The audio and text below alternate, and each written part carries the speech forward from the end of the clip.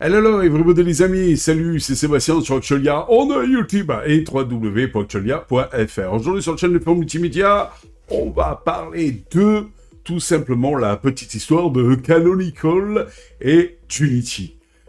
Pour ceux qui s'en rappellent pas, sachez qu'à l'époque, Canonical donc avait tout simplement décidé de faire un petit peu chambre à part entre guillemets et de faire donc son propre DE, parce qu'il n'a pas été content que Gnome passe sur la version 3, ça lui a pas plu. Puis lui, il voulait faire Mir aussi, qui était donc en fait un nouveau gestionnaire d'affichage, qui devait remplacer Wayland, et donc faire une cohérence totale entre les périphériques, c'est-à-dire que vous ayez donc Ubuntu avec Unity sur un téléphone, sur une tablette, sur un ordinateur. Eh bien, ça devait être le plus ou moins donc s'adapter donc au type de périphérique sur lequel vous y mettez donc Ubuntu. Mais que s'est-il passé? En 2010, Canonical, la société à l'origine de la distribution Linux Ubuntu, décide de développer un nouvel environnement de bureau pour sa distribution, baptisé Unity. Ce nouvel environnement est conçu pour être à la fois moderne, intuitif et adapté à une utilisation sur différents types d'appareils, notamment les ordinateurs de bureau, les tablettes et les smartphones. Ce que je viens de vous dire. Unity a introduit plusieurs nouveautés par rapport aux environnements de bureau traditionnels. Le plus notable est la présence d'un dock central qui regroupe les applications et les raccourcis vers les menus et les paramètres. Ce dock est accessible à tout moment, mais même lorsque l'utilisateur est en train de travailler sur une application en plein écran. Unity propose également une nouvelle gestion des fenêtres qui permet de les organiser de manière plus flexible. Les fenêtres peuvent être redimensionnées et repositionnées facilement, et elles peuvent être affichées en mode plein écran ou en mode fenêtré. Enfin, Unity intègre des fonctionnalités de convergence qui permet de l'utiliser sur différents types d'appareils. Ces fonctionnalités permettent notamment aux applications d'être adaptées à l'écran de l'appareil sur lequel elles sont utilisées. Et ça, c'était top! Pourquoi? Donc, Canonical voulait absolument donc remplacer Wayland par Mir, c'est-à-dire Mir, c'était son propre gestionnaire d'affichage, tout simplement pour ça, pour qu'il y ait cette fameuse adaptation des applications et de l'OS par rapport à l'écran de l'appareil sur lequel il est utilisé. Voilà, mais ça fait un tollé dans le monde du libre parce que les gars ont refusé en masse Unity 8 et ont refusé en masse Mir. Voilà, tout simplement. Unity était introduit pour la première fois dans la version 11.04 d'Ubuntu, publié en avril 2011. Ça date quand même, hein. Il est rapidement adopté par de nombreux utilisateurs qui bénéficient de son design moderne et de ses fonctionnalités intuitives.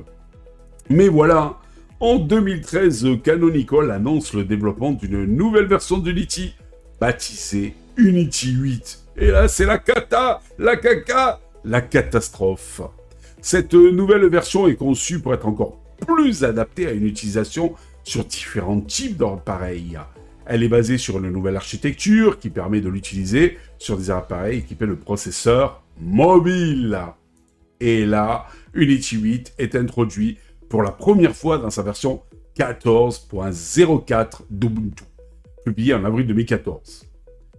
Cependant, cette nouvelle version rencontre un accueil plus mitigé que la version précédente. Certains utilisateurs critiquent son design, qui est jugé trop différent dans des environnements de bureau traditionnels que vous pouvez avoir sur Linux.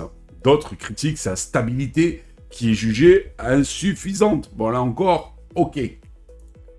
En 2017, Canonical annonce, alors là, une catastrophe, l'abandon d'Unity 8. Ce qui veut dire aussi l'abandon de Mir, l'abandon de son super projet. Et moi, je trouve ça dommage. Voilà. N'oubliez pas qu'à l'époque, Canonical avait abandonné. Et quand il a abandonné tout ça, il a dit J'abandonne aussi parce que les libristes sont des antisociaux. Voilà, tout simplement. C'est pas moi qui l'ai dit, c'est Monsieur Canonical. L'entreprise donc se concentre désormais sur le développement d'une nouvelle version d'Ubuntu basée sur l'environnement de bureau GNOME. Tout simplement, c'est quoi? C'est Ubuntu, c'est GNOME, voilà, avec donc ces améliorations petit à petit, ces nouvelles versions et tout. Puis un petit peu de customisation pour faire un semblant d'Unity avec un dock un petit peu customisé, des petites icônes donc sympa, et toujours les couleurs orange de notre ami donc Ubuntu. Mais rien de transcendant par rapport à l'époque où il voulait vraiment faire quelque chose de ouf. L'abandon de Unity est une décision importante pour Canonical. Unity était un projet ambitieux qui visait à faire de Ubuntu une distribution Linux grand public. Mais peut-être c'était ça le problème, c'est que Monsieur Canonical avait trop d'ambition et il voulait faire un truc trop grand, trop génial, trop super. Il a mis le feu dans la communauté Linux. Et ça, c'est dommage. Il y a eu plein de choses comme ça où la communauté Linux, plutôt même les hauts-pensants de la communauté du libre, ont dit non, ça on le veut pas. Non, ça stop. Ça on rejette.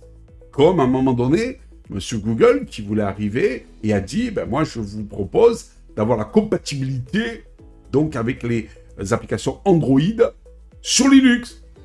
Et là, à la fondation Linux, on a dit, Google, un GAFAM, c'est le mal. Non, c'est le mal. Donc, conclusion, c'était refusé. Alors, qu'est-ce qu'il a fait, Monsieur Google? Il a créé sa propre distribution, Chrome OS. Parce que si vous ne le savez pas, Chrome OS est basé tout simplement sur Gentoo. Voilà. Donc, revenons à nos moutons et revenons à Monsieur Canonical. Cependant, donc, ce projet n'a pas été couronné de succès, Unity 8. Et il a conduit à l'abandon de la convergence chez Monsieur Linux. Et ça, c'est dommage. Les raisons de l'échec d'Unity. Il existe plusieurs raisons à l'échec d'Unity. La première raison est que Unity était un projet trop ambitieux. C'est ça le problème. Il était trop ambitieux pour la communauté Linux. Ah non, ne nous changez pas nos habitudes.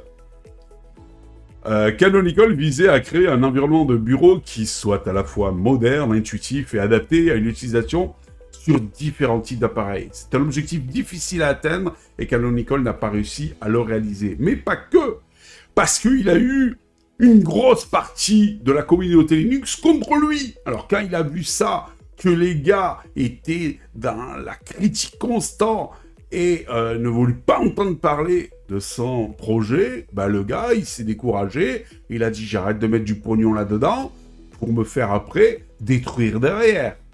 Tout simplement, voilà.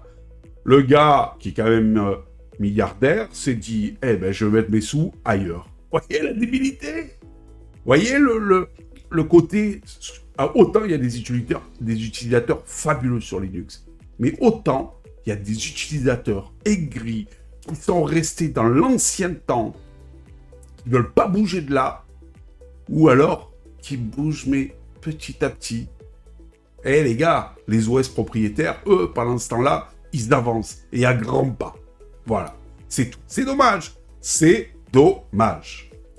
La deuxième raison est que Unity a été envisagé pour son design. Certains utilisateurs jugent que son design donc trop différent des environnements de bureau traditionnels, voyez, traditionnels, et ils ont du mal à s'y adapter. Je veux pas être méchant, c'est simple, s'y adapter. Je veux dire, ça différait pas beaucoup de GNOME. Je rappelle que quand GNOME est passé de la version 2 à la version 3, là aussi, ça a été la panacée. Ça a été la folie. Parce que c'était complètement différent comme ergonomie, comme design, comme tout. Disposition, tout. Là, ils s'y ont mis. Unity, c'était quoi? C'était un dérivé un petit peu de notre ami GNOME 3. Et voilà. La troisième raison est que Unity a été envisagé pour sa stabilité. La version 8 d'Unity en particulier a été jugée trop instable pour être utilisée par un grand public. Alors ça, c'est vrai que côté stabilité, c'était pas encore ça. Mais il allait améliorer, il fallait lui laisser le temps au temps. Voilà, parce que, vous vous rendez compte, le truc qu'il voulait faire de malade, mais il fallait un petit peu avancer dans tous les domaines, et donc automatiquement, petit à petit, après, il aurait corrigé les bugs, il aurait corrigé la stabilité et tout. Mais bon, la communauté Linux a décidé ainsi, il lui a pas laissé le temps, il a coupé l'herbe sous le pied. L'héritage d'Unity, malgré tout. Ah oui, malgré son échec, Unity a laissé un héritage important. Il a permis à Canonical de développer de nouvelles technologies, telles que le dock central et la gestion des fenêtres flexibles. Ces technologies sont aujourd'hui utilisées par d'autres distributions, telles que Zorin OS. C'est vrai qu'à l'heure actuelle, on entend parler beaucoup de Zorin OS. Eh bien, il utilise des technologies développées par M. Canonical d'Unity.